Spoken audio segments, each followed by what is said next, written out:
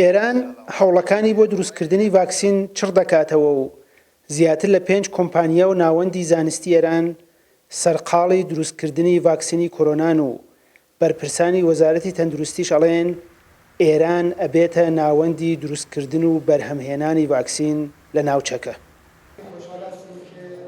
ناوەندی زانستی موستەفا وەکو یەکێک لە ناوەندە گرنگە زانستیەکانی ئێران کە ساڵانە خەڵاتێکی گرنگی زانستی پێشکەش بە زانایەکی جیهانی ئەکات، کۆڕێکی بە ئامادەبوونی بەرپرسانی وەزارەتی تەندروستی و بەرهەمهێنەرانی ڤاکسینی ئێرانی ڕێکخست و تیایدا دوایین هەنگاوەکانی ئێران بۆ بەرهەمهێنانی ڤاکسین خرایە ڕوو.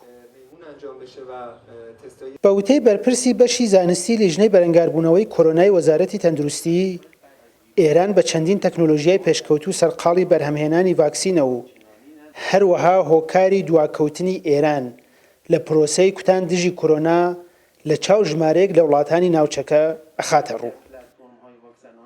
کشورهای منطقه به دلیل اینکه وڵاتانی ناوچەکە لەبەرەوەی خاوەنژێرخانی بەرهەمهێنانی ڤاکسینین، کاتێک چەند وڵاتی ڕایانگەیان ڤاکسینەکانیان لەسەر خەڵکی وڵاتانە داغی دەکەنەوە قبولیان کرد. وڵاتانی بەرهەمهێنەریش ڕایانگەیان دەبێت لە 150 پارە و ئەگەری مەترسی ڤاکسینەکە قبول بکەن. شکستیشی لە ئاستۆی خۆیان بوو. ئێمە ئەومان نەکرد و لە ڕیزبەندی وەرگرتنی ڤاکسینەکە کەوتینە دوا و ئاسایشە.